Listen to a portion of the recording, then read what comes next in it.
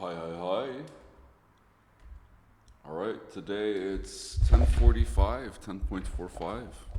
We're doing survey or question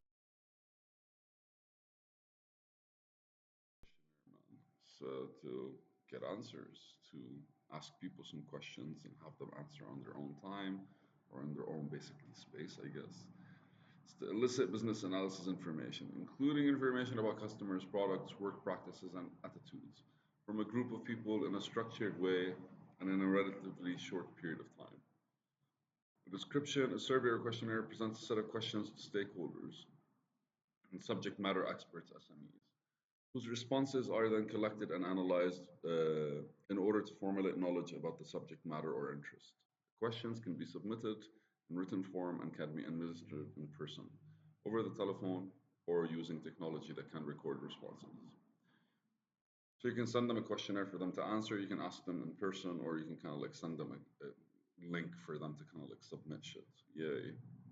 There are two types of questions, closed-ended and open-ended. We've had this conversation before, me and you guys. Closed-ended question, it's yes or no responses or multiple choice questions. We specifically isolate in order to understand a sense of direction more. But an open-ended question, let's just go, is useful when the anticipated range of user responses, we're still at the closed-ended by the way, is fairly well defined and understood. The responses to closed-ended questions are easier to analyze than those gained from the open-ended questions. You can map them, you can write code around them, and you can kind of like assess them in a way where I remember because like when I am doing closed-ended questions, I kind of like throw different questions that respond to different not states, areas of the market that I'm actually asking around. So what I want to do is I want to understand the people's vibe, right? Because let's say one person chooses, I don't know, if you pick five, for example, like businesses, one person chooses e-commerce, and the other person chooses crafts shop, while the third person chooses a cooperative. Like the cooperative talks more social, a craft shop is more creative, and an e-commerce is a lot more money oriented, right? Like you can kind of like create questions or answers for these questions that allow for that separation.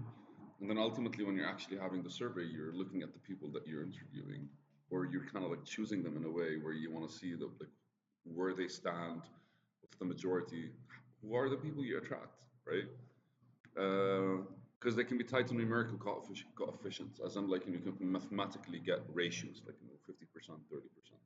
While open-ended is respondent is asked to answer a question in a free form without having to select an answer from a list of predefined responses.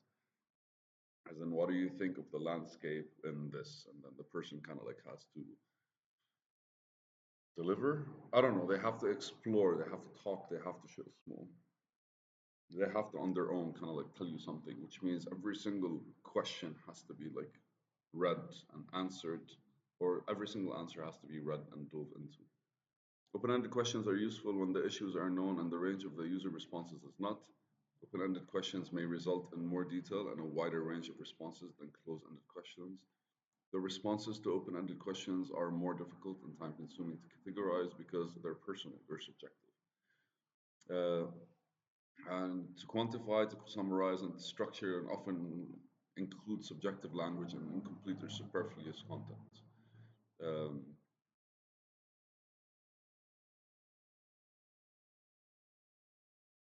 yeah, the truth is, in the current day and age, I think you can use AI to assess that. But again, that could be a lot.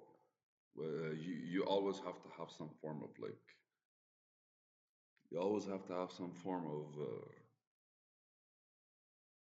what's it called? Benchmarking structure. You have to build a benchmark in order for you to kind of like be okay. So this is answering this, so it's leaning towards something.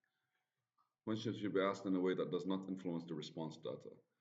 Uh, they should be expressed in neutral language and should not be structured or sequenced or conditioned to respondent or provide perceived desirable answers. Uh, that is a very important skill because we tend to kind of like insert our own wish and will in everything that we're looking at, we're having a conversation around. So asking questions without influencing people. I don't know, man. Anyways, what are the elements? Well, first you have to prepare a survey and questionnaire detailed planning in order to understand what's needed information is obtained in a efficient manner. Like, you don't want the selected information, you want the needed information. What does that mean? That means the reason I'm doing a survey is because I want to figure out one, two, three, four, five. So what questions should I ask? Define the objective. Your specific objective establishes a defined purpose in the survey questionnaire. They're formulated with the intent of meeting the objective. Define the target survey group, identify the group to be surveyed in terms of population size and any perceived variation, for example, culture, language, or location. And choose appropriate survey or questionnaire type, which is basically like multiple choice, open-ended and shit like this. Select the sample group, consider both the survey and the questionnaire type and the number of people identified in the group in order to determine if it's necessary and feasible, right? To survey an entire group. It may be important to survey all members, even the large group. Again, it's logistics, right? So, like, you can do it through an email link or something. If their demographics indicate a wide variance due to geographic distribution, like, yeah. So, like, the bigger the variance, the more you kind of have to like interact with. The smaller the variance, the easier it is for you to kind of like assume on behalf of others. Less risk, basically. Let's look at it that way. The lack of standardization in job function or business process. If the population is large and the survey type is open-ended, it may be necessary to identify a subset of users. Exactly, because open-ended surveys are a fucking lot of work. Select the distribution and collection methods. Determine the appropriate communication mode of sample for each sample group. Set the target level and timeline of the response. Determine what response rate is acceptable and when it should be closed or considered complete. If the actual response rate is lower than the acceptable threshold, its use the survey results may be limited. Determine if survey or questionnaire should be supported with individual interviews. Uh, as a survey or questionnaire, it does not provide a depth of data that can be obtained with individual. The thing about individual interviews is literally just kind of like you get to see physically and hear the tone of their voice. Write a survey question, ensure that all questions support the stated objectives. Uh, Test the survey or questionnaire, a usability test, or the survey identifies errors and opportunities for improvement. Yeah, ultimately, like we're trying to get information, so like there's always like a feedback loop somewhere. All right. Number two, distribute the survey or questionnaire. Like the first thing is you kind of prepare it. When distributing the survey or questionnaire, it's important to communicate the survey's objectives, how its results will be used, as well as any arrangements for confidentiality or anonymity. The structure, right? When deciding a method of distribution, for example, in-person email or tool, business analysts consider the urgency of obtaining the results, the level of security required, and the geographic distribution of the respondents. So as an analyst, you have to kind of like, there's a bigger plan ahead. All of these are tools right now that we're talking about, right? So document the results. When documenting the results of the survey or questionnaire, business analysts collate with the responses, summarize the results, evaluate the details, and identify the emerging themes. Formulate categories for encoding the data and break down the data into measurable increments. Usage considerations, look at that. You get that, right? Like, you basically are, when you're documenting the results, you're not documenting every single survey. Every single survey is a document. Or you're kind of like removing from every single survey the bits and pieces that you need to use or you could use. What are the usage and considerations?